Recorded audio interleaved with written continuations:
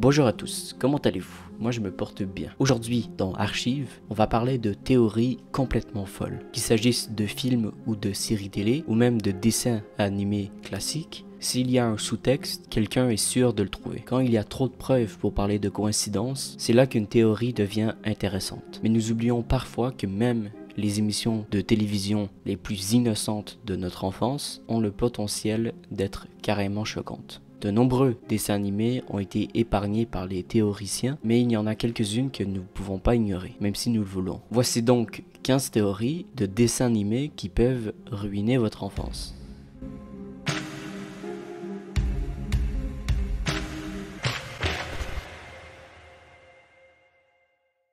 Les producteurs de l'émission pour enfants Blue et ses amis auraient tenté de faire passer clandestinement un épisode interdit de l'émission à l'antenne. La rumeur dit qu'ils ont particulièrement réussi. Les 30 premières secondes de l'épisode ont été diffusées, mais il a ensuite été retiré de l'antenne, et un autre l'aurait diffusé à sa place. Quelques personnes affirment l'avoir vu dans ces 30 premières secondes et disent que Steve faisait face à la caméra avec une expression sombre, essayant de dire aux spectateurs quelque chose qui s'est passé avec la première de la série. Tout ça a été rejeté comme une farce jusqu'à ce qu'un DVD soit trouvé par une femme nommée Alyssa Goodman, qui est apparemment une cousine de 3 frères et sœurs qui ont eu d'expérience avec le paranormal. Voici ce qu'elle affirme, ce qu'elle a vu quand elle a mis le DVD dans le lecteur. Steve arrive à l'écran. Il est assis sur sa chaise pesante avec une expression sinistre. Puis, il dit au spectateur « S'il vous plaît, si vous regardez cela, s'il vous plaît, aidez-nous. Ils m'ont emmené, Blue et tout le monde, loin de chez nous. Nous avons été réduits en esclavage.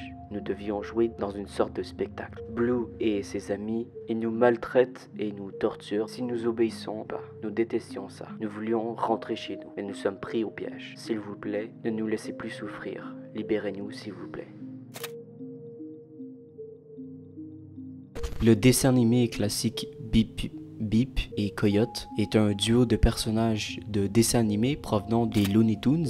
Alors c'est un classique évidemment qui est apparu pour la première fois en 1949 dans le premier épisode appelé Vite fait, mal fait. Les épisodes consistaient presque exclusivement à la poursuite de Bip dans un paysage désert encore et encore et encore. Il est moins probable que ces deux-là soient les seuls dans le désert à jouer à un jeu de poursuite. Il est plus probable que Wile E. Coyote soit dans son enfer personnel. Considérez le nombre de fois que le coyote se fait exploser ou que cette enclume massive lui tombe dessus. Et combien de fois il revient. Il est facile de souvenir que Roadrunner et d'oublier que nous regardons le coyote revivre son pire cauchemar à chaque épisode. Un fil de discussion a eu lieu sur Reddit et s'est allé encore plus loin, en comparant le dessin animé aux vieux mythes grecs et amérindiens sur l'enfer. Quoi qu'il en soit, utiliser le thème de la souffrance perpétuelle pour une série censée être familiale est un choix plutôt sombre.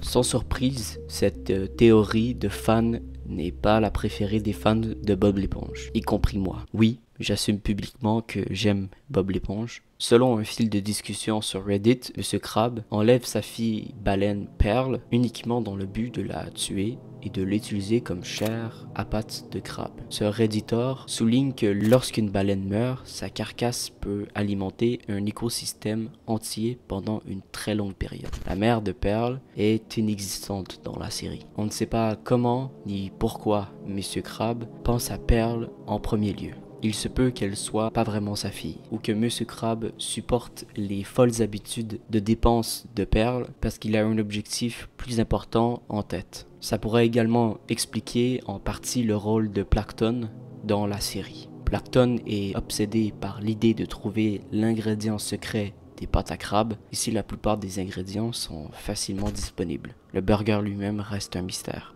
Les baleines consomment généralement du plancton. Alors, s'agit-il d'un indice sinistre depuis le début? Il est difficile d'imaginer que les adorables Schtroumpfs bleus soient autre chose qu'un divertissement sain pour les enfants. Il est encore plus difficile de les imaginer racistes, antisémites et vivant dans une société socialiste. Pourtant, c'est exactement ce que le scientologue Antoine Bueno croit être vrai. Il affirme que le Grand Schtroumpf est un dictateur et que le méchant Gargamel est l'incarnation stéréotype des Juifs. Mais son exemple le plus convaincant vient de la toute première bande dessinée des Schtroumpfs. La première publication des Schtroumpfs s'intitulait « Les Schtroumpfs noirs ». Dans cette histoire, les Schtroumpfs tombent malades et passent du bleu au noir, devenant du même coup incroyablement intelligents. En raison des connotations racistes de cette bande dessinée, les États-Unis ont refusé qu'elle voie le jour. Le fait que cette bande dessinée est controversée pour être publiée dans les années 60 en dit long sur l'exactitude de cette théorie. Cette théorie est assez connue, mais je me devais de la mettre dans cette liste, puisque j'adore cette théorie. Death Bart serait un épisode perdu de la saison 1 des Simpsons, concernant le personnage Bart. Ici, en Amérique du Nord, on le prononce en anglais et non en français. Bien que prouvée fausse, la théorie affirme que des images invisibles de la série, dessinées par Matt Groening lui-même, durant une période sombre de sa vie, dans laquelle Bart est aspiré hors d'un avion et une grande partie du reste de l'épisode se concentre sur les Simpsons qui pleurent et agissent déprimés. À la fin de l'épisode, le nom de plusieurs guests des stars de Simpsons apparaît sur les pierres tombales, avec ceux qui étaient décédés avec des dates de décès très précises. Les guests des stars des Simpsons, qui n'étaient pas encore mortes, avaient tout de même leur date indiquée comme une date de décès. Autre chose qui rajoute encore plus de mystère, si on regarde le Wikipédia des Simpsons et qu'on regarde le classement des épisodes de la saison 1, on remarque que les épisodes ne sont pas cohérents et surtout en désordre. Et pour finir, il serait même impossible de parler de cet épisode à Matt Groening lors d'interviews, puisqu'il deviendrait nerveux à la mention de cet épisode mystérieux. Vous vous souvenez de Dexter? Non, pas le tueur en série, mais le génie. Selon une théorie, beaucoup de gens se posent comme question pourquoi garder son laboratoire secret. Plus qu'évident que ses parents savent très bien qu'il est un génie. Et au-delà des notes parfaites, vous vous souvenez de l'épisode où il était un bébé et il était dans un berceau avec sa première invention et il l'a montré à ses parents. Donc il a dû prendre une décision consciente plus tard pour cacher son génie. Ça n'avait pas de sens, et puis des gens ont entendu le générique de fin du laboratoire de Dexter. Enter at your own peril, past the bolted door, where impossible things may happen that the world's never seen before. In Dexter's laboratory lives the smartest boy you've ever seen, but Dee blows his experiments to smithereens. There is gloom and doom while things go boom in Dexter's lab. Pourquoi dit-il morosité et malheur? Dexter ne semble pas trop désemparé par Didi, donc quelque chose d'autre doit l'être. Ici, l'une des expériences de Dexter explosait et tuait sa famille. Et la famille avec laquelle il vit maintenant, soit la création d'un petit garçon qui voulait être à nouveau avec sa famille. Ici, il faisait exploser sa famille et la ressuscitait grâce à la science. Dexter ne ferait pas une erreur de calcul aussi erronée. Aussi, il ferait en sorte que Didi ne le dérange pas si souvent. Ça expliquerait pourquoi sa famille est si fiable. L'ignorance de sa famille diminue la probabilité qu'il découvre la vérité. Il a rendu Didi exceptionnellement sombre et loyal parce qu'il connaissait sa curiosité, comme en témoigne l'accident. Donc même si elle entre dans le laboratoire, elle ne découvre rien et puis elle ne parle jamais du laboratoire à ses parents. Il peut être surprenant qu'une revue médicale canadienne ait publié un rapport sur cette théorie. En effet, il s'avère que Winnie l'ourson est un personnage sérieux. Selon le rapport, tous les personnages vivant dans les bois des sans-arcs souffrent de graves problèmes de neurodéveloppementaux et psychosociaux. Et malheureusement, ça ressemble pas du tout à un joyeux conte pour enfants. Néanmoins, chaque personnage a été diagnostiqué et de manière assez convaincante. Winnie l'ourson souffrerait d'un trouble de l'apprentissage pour s'être cogné la tête en se faisant traiter par Christopher Robin, alors qu'il était dans son état de nounours. Comme si c'était pas assez triste, Bourriquet est censé souffrir de dépression. Porcinet a des troubles de l'anxiété, Hibou est dyslexique et la liste continue. S'il y a une façon de ruiner l'enfance, c'est bien celle-là. Le seul et unique ennemi de l'inspecteur Gadget a toujours été le Dr. Claw. Eh bien, selon cette théorie, le Dr. Claw et l'inspecteur Gadget sont une seule et même personne. Je m'explique. Claw était autrefois un détective ordinaire jusqu'à ce qu'il subisse un terrible accident qui l'a forcé à devenir l'inspecteur Gadget, mi-homme, mi-robot, que nous connaissons et aimons. Le visage de Dr. Claw n'est jamais montré, et lorsque la chaise se retourne dans l'intro de la série, seule une main de métal avec un chat reste assise sur la chaise. Cela pourrait-il expliquer pourquoi Penny semble toujours se faire attraper par le Dr. Claw, mais n'est jamais blessée? C'est peut-être elle qui a aidé l'inspecteur Gadget à se recréer. Elle est incroyablement intelligente, et ça pourrait expliquer pourquoi le Dr. Claw ne finit jamais le travail avec elle. Cette théorie soutient qu'Angelica et Dil sont les seuls vrais enfants de toute la série des Razmoket. Alors pourquoi Angelica rêverait-elle d'une bande d'enfants à diriger? Eh bien, il semble que les enfants n'aient pas toujours été imaginaires. En effet, de nombreux fans pensent qu'à un moment donné, tous les bébés ont existé. On suppose que Tommy est mort-né, ce qui explique pourquoi Stu est si obsédé par la fabrication de jouets. Phil et Lil ont été avortés et comme Angelica ne connaît pas le sexe, elle a créé 2 faux jumeaux et Chucky est également mort. Ce qui explique l'inquiétude constante de son père quant à la sécurité de son fils. Dans un épisode des Razmoket, où l'on passe rapidement à une version adulte des enfants, Angelica et Dil mènent tous les deux une vie très difficile. Probablement parce qu'ils sont les deux seuls à être réels et qui ont clairement vécu une enfance ratée. La théorie connue sous le nom de théorie Brenda soutient que les super nanas ne sont pas 3 super-héros distincts, mais qu'elles sont en fait les multiples personnalités d'une seule personne. Cette personne qu'on appelle Brenda aurait été malmenée dans son enfance, notamment par son frère. Le frère de Brenda apparaît au nom de Mojo Jojo, qui est leur plus grand ennemi dans la série. Lorsque les super nanas se réunissent, c'est là qu'elles sont les plus fortes. Blossom est la meneuse, Bobble est la douce et Buttercup est la méchante. Séparées, elles ne peuvent pas réussir, mais ensemble, elles sont assez fortes pour affronter Mojo Jojo. On ne sait pas ce que ça signifie pour le père scientifique des filles, mais il est probable que ça soit encore une autre imagination exagérée de l'omniprésente Brenda. Il n'a jamais été logique que les méchants de Scooby-Doo soient toujours des gens ordinaires. Peu importe la gravité des crimes, il s'avérait toujours qu'un citoyen moyen était derrière tout ça. Eh bien, il pourrait y avoir une sombre raison derrière toute cette folie. Selon une théorie de fans, la série originale de Scooby-Doo s'est en fait déroulée pendant une période de déclin économique. Ça expliquerait pourquoi tant de personnes habituellement responsables porteraient des masques et essayaient de mentir et de voler pour atteindre le sommet. La dépression est apparemment si grave que même des célébrités, des athlètes et des médecins figurent sur la liste des méchants, même avec un déguisement. Le groupe de Scooby-Doo trouvait toujours le vrai coupable et à chaque fois, ils découvrent que ce n'était pas un monstre, mais une personne lambda.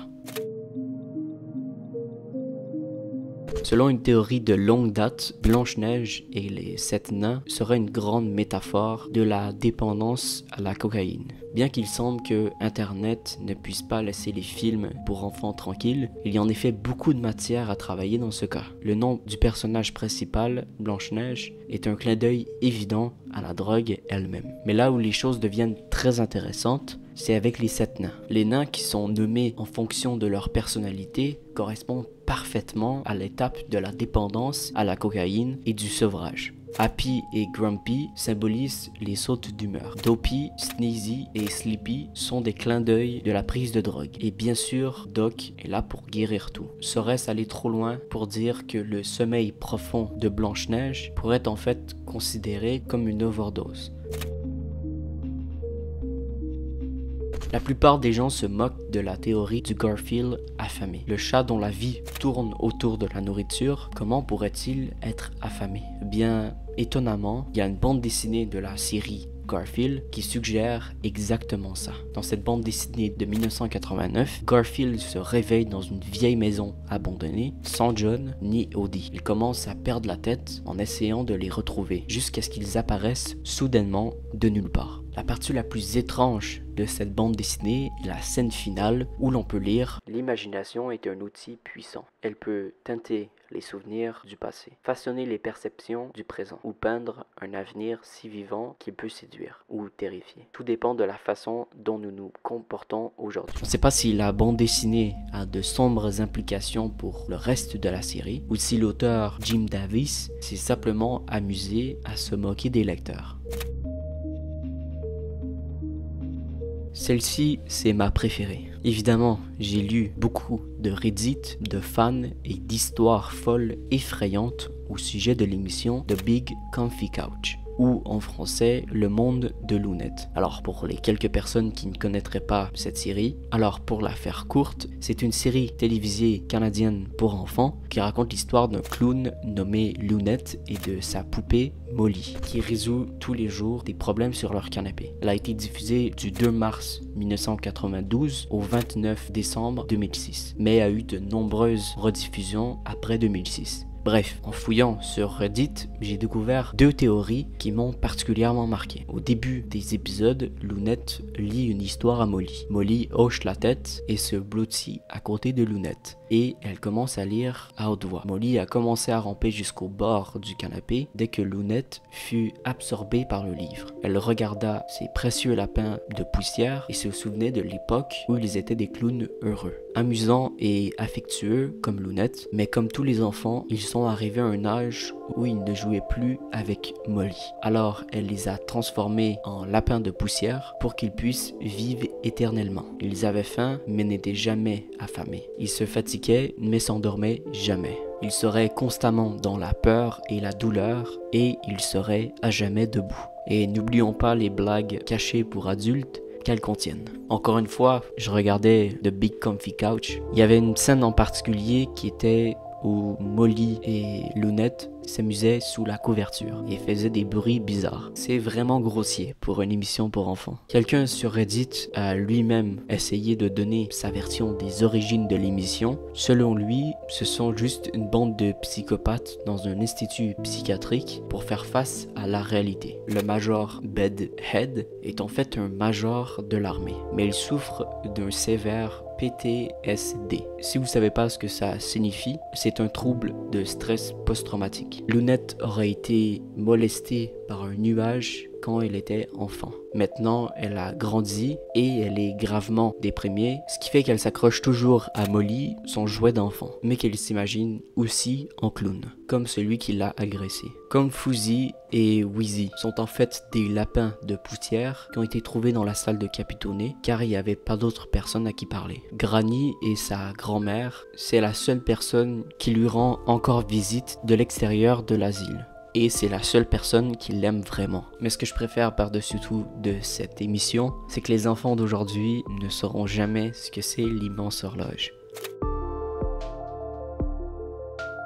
Comme beaucoup de dessins animés pour enfants, Peter Pan est une histoire à part entière. Cette histoire classique de James Barrie commence par tous les enfants sauf un grandissent. Il s'agit évidemment d'une référence à Peter Pan et peut-être aussi au frère cadet de Barrie, mort alors qu'il était enfant. Dans l'histoire originale, Peter Pan a en effet tué les garçons perdus lorsqu'ils sont devenus adultes, ce qui explique pourquoi personne n'a jamais grandi au pays imaginaire. Dans la version moderne de Peter Pan, les origines sombres de Barrie sont toujours présentes. L'objectif principal de Peter Pan est d'emmener Wendy, John et Michael Darling avec lui au pays imaginaire, un endroit où les enfants restent des enfants pour toujours. Et de préférence ne partent jamais non plus. Si Peter ne semble plus tuer les garçons perdus, il semble qu'il continue à emmener des enfants au pays imaginaire dans l'espoir qu'ils restent avec lui. Ça ressemble particulièrement à un comportement d'ange de la mort, car il devient incroyablement furieux et égoïste lorsque les enfants Darling expriment le désir de partir après qu'il les ait déjà amenés de l'autre côté. Voilà. J'espère que cette vidéo vous a plu. Pour ma part, j'ai adoré faire des recherches sur le sujet. C'était vraiment intéressant. N'oubliez pas de vous abonner à ma chaîne YouTube si ce n'est pas encore le cas et mettre un petit like à cette vidéo pour m'encourager. Et puis, en attendant, nous on va se retrouver dans une prochaine vidéo. Prenez soin de vous. À bientôt.